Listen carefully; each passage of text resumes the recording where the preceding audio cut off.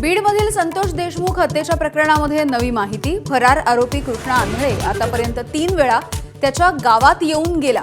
धनंजय देशमुख यांचा मोठा दावा। देशमुख कुटुंबाला धोका असल्याची देखील भीती व्यक्त।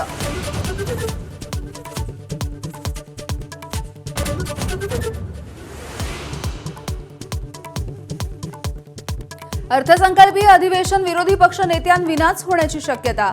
इतिहासामध्ये पहिल्यांदाच दोन्ही सभागृहामध्ये विरोधी पक्ष नेता नाही। नियमांवर बोट ठेवत निर्णय प्रलंबित।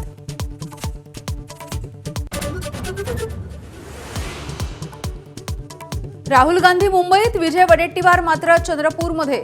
चंद्रपूर महापौर प्रकरणाच्या नंतर राहुल गांधींची भेट घेणं टाळल्याची चर्चा। राहुल गांधींनी मुंबईमध्ये घेतली काँग्रेस पदाधिकाऱ्यांची बैठक।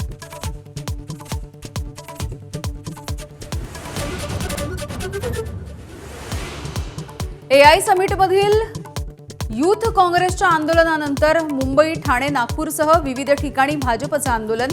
राहुल गांधींवरती भाजपसह शिवसेनेच्या नेत्यांची आगपाखड।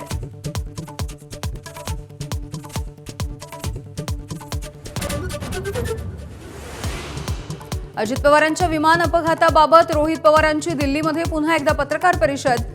नागरी हवाई वाहतूक मंत्री नायडूंच्या राजीनाम्याची मागणी, तर व्हीएसआर कंपनीला प्रभावशाली व्यक्तींचा पाठिंबा असल्याचा आरोप।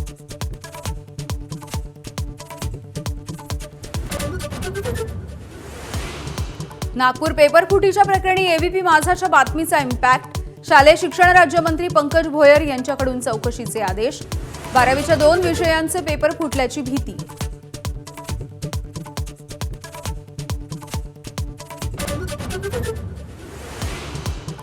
स्त्री बीजांच्या विक्रीचे रॅकेट बदलापूरमध्ये उघड। स्त्री बीज वाढवणाऱ्या इंजेक्शन्सचा अवैध साठा जप्त। आयव्हीएफ सेंटरच्याही सहभागाची शक्यता। चौकशी सुरू असल्याची गृहराज्यमंत्री पंकज भोयर यांची माहिती।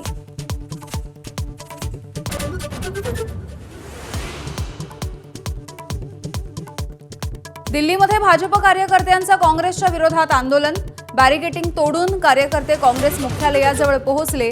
एआय समिटमध्ये युवक काँग्रेसनं केलेल्या आंदोलनाचा निषेध।